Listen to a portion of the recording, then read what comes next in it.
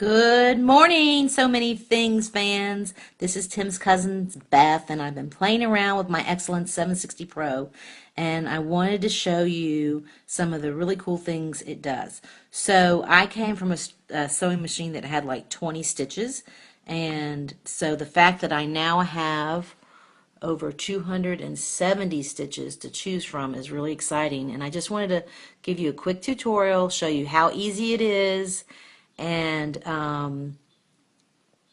go from there. So just so you know, when you are sewing with these fancy stitches, you need stabilizer. I didn't have any handy. I know, shame on me. So I've quartered up a piece of denim scrap that I have, so it's quartered, so we can show you a nice stitch. And then I'm going to show you some of the other stitches I've done. So let's show you how you select a stitch on the machine. Okay, here we are. So here's our computer screen. We've got a little bit of there we go, a little bit of light. So right now it's on a utility D1 stitch. So to select one of the 270 yummy stitches, we're going to go to Mode, Touch Mode, and then you see all the stitches changes. And basically what it's doing is it's showing areas where you can skip to search for them faster.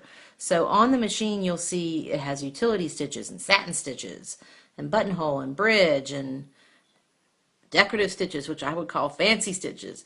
But I'm starting to experiment a little bit with applique. So let's go look at an applique stitch. So that would be in the 40s. So what I do is touch here, and then you can see it has all my applique stitches. So we're just going to stick with the M41, and we're going to go to sewing. Now I'm going to hold this and sew at the same time. That is probably a bad idea, but let's see.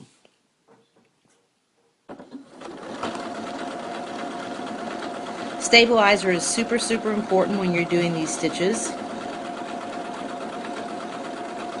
And I'm not driving very straight, holding the camera. And I'm doing the Grecian key again. I'm so sorry, it didn't work, but you get the idea. Here's the other nice feature. Just cut, boom, lift it up, and you can see we did the Grecian key. Isn't that awesome? Now think about how much fun this would be with variegated threads. And so here's some other samples. We've got another Grecian key. Here's what I would call a lollipop. Also, I just watched a video on YouTube. I'm going to turn this around so we can look at a couple of others. Here's a beautiful little leaf stitch and little hearts and boughs of hearts. So I've been watching a lot of sewing videos on YouTube.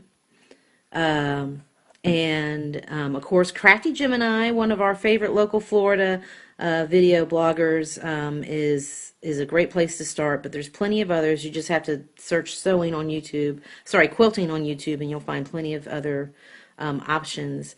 And they're just giving us all kinds of cool little tricks and tips and techniques. But if you just have had sort of a straight sewing machine, or if you've got a sewing machine with lots of stitches and you haven't played with them, start playing, because look how fun this is, right? I mean, and I love crazy quilts, but I would never attempt a crazy quilt by hand, because even though I love the idea of doing all that stitching by hand, I just don't have time.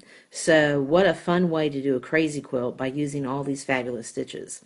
If you need any help, remember Tim is always there to help. And just a quick tidbit, we are getting ready for the Florida Shop Hops. It's going to be very exciting.